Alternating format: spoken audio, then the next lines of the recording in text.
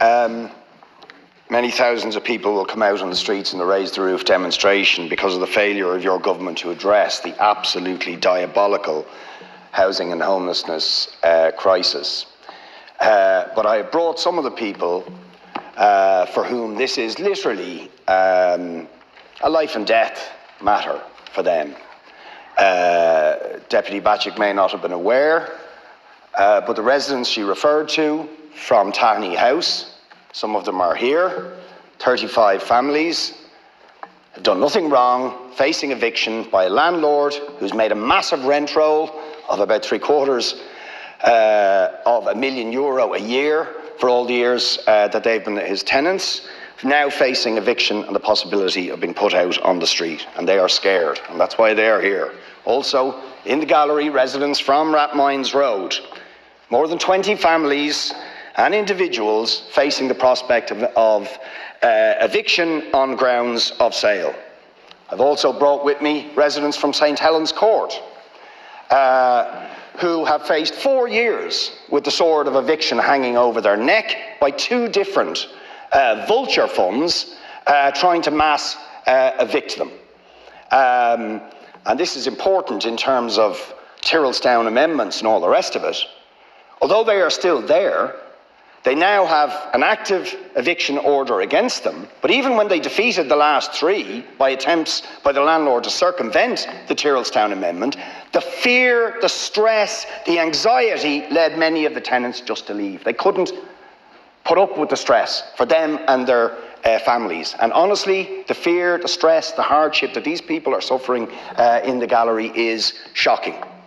Also in the gallery is Jacqueline, who her and her husband and her 2 teenage daughters are being evicted from the home in which they've lived for 55 years. Jacqueline was born in the house. They can't, working family, but they can't get a mortgage because they're too old, the bank won't give them money. They're over the threshold, so they're not entitled to social housing, and they are facing the prospect of the street unless the government intervenes.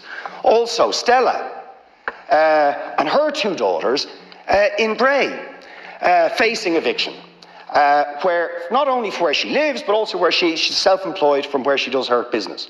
She'll not only lose her home, she'll lose her job. Now, their situation is best summed up by Jacqueline. She speaks for all of them when she says, in a letter I'll hand to you afterwards, "My darling beloved husband will be put into an early grave as he is a broken man, as the dad of the house, as a husband. He cannot fix this. This whole situation is affecting both our health. We are a broken family living dark days in fear, Minister.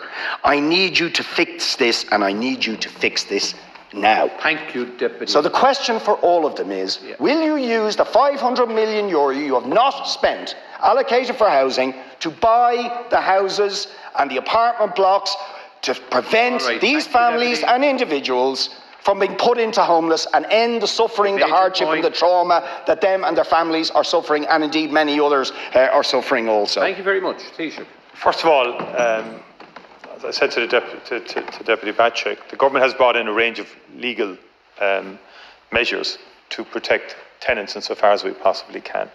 And the Tyrrellstown Amendment, the Section 35A of the Residential Tenancies Act, known as the Tyrrellstown Amendment, provides that where a landlord proposes to sell 10 or more units within a single development at the same time, that sale is subject to the existing tenants remaining in situ, other than in exceptional circumstances. And that's what the legislation, it was a carefully drafted amendment to promote security of tenure in the interest of the common social good. Now, it does strike a balance between a landlord's right to sell their property, achieve a fair return on their investment, and a tenant's right to security of tenure. And I think, as Deputy Batchik has pointed out earlier, there is an issue in terms of how that is being adjudicated upon or being progressed or prosecuted either by landlords or by, if the matter is referred to the RTB. I'm not sure whether these have been referred to the RTB in that instance. Now, as you know, we did bring in the Residential Tenancy Act of 2022, which is just a deferment of the termination of certain tenancies that gives it out to the end of March. Now, we will examine the issues that you've raised. We have a time frame within which to do that. But the balance has to be struck, Deputy, between saying that every single situation, that the answer is that the local authority is going to buy out private housing which are way above the eligibility thresholds. Now, the eligibility threshold has been increased by about 5,000 now in the interim across all local authority eligibility thresholds. That may not obviously cover the situation that you've identified. But again, there's a balance has to be struck there as well. And we will examine the individual situations that you have raised. I know the Minister has engaged in terms of Tenney House in particular, and has worked with the Council as well. The priority in terms of purchasing homes in situ has been in respect of housing assistance programme. People who are in HAP, renting under HAP in houses, or indeed RAS. And about 600 have been purchased now where tenants remain in situ. And the issue is, you're saying we go higher than those eligibility thresholds, and that has to be examined, in my view, in a comprehensive way. It just can't be on every single specific case that arises, no matter how difficult it is. And it is very difficult for the people concerned that you've identified. That is why we will intervene. We will engage with the tenants. We'll engage with the council in the area and see what can be done in that respect. And also with making sure that maybe we can support the tenants in the affirmation of their rights and entitlements under the Act. Because from what's been said, maybe the Act has not been, that the calls that are being made by the landlords in respect of this Act may not be the correct ones legally. Deputy Boyd-Barrett. First of all, just look those people in the eyes, okay? There has to be a solution. They have done nothing wrong. They've paid their rent, they've worked, they've paid their taxes, and you can't say because of this legislative shortcoming or that legislative loophole, there may not be an answer. If people are under, for example, 53,000, even according to your own schemes, they are in need of some subsidy because that's what the cost rental threshold is. Every single one of the people I've mentioned are below that threshold. So there is no reason with the 500 million euro that you have not spent for housing that is in your hands that you couldn't buy those apartment complexes and those houses to prevent people being driven into homelessness. And we are spending 213 million euro in the Dublin region alone for homeless services.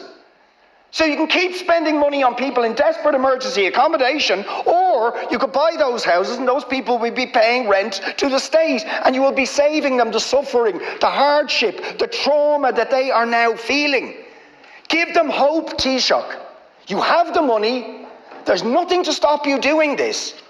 And you will make life better for people who are really suffering. So that's what I'm asking you to do, Taoiseach. Please do it.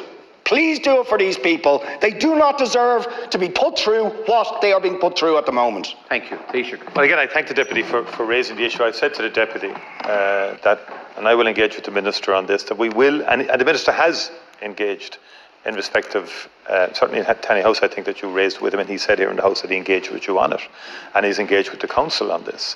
And we will examine these to see what we can do to help the tenants. That's our only interest, is to help the tenants in terms of security of tenure. All our legislation has been about security of tenure and trying to give extra protections. In fact, we've been criticised for that by quite people on the other side, saying that has reduced the number of properties available for renting. So restrictive are the measures that we have introduced in terms of, I'm talking about generally now, but in this instance, there's obviously at some stage a threshold in terms of where the state gets involved and buys up everything. So I'm not saying that's what you're saying here. There are specific cases that you've referenced there which we will follow through on and see what we can do to help the tenants. Thank you, Taoiseach. Now, Deputy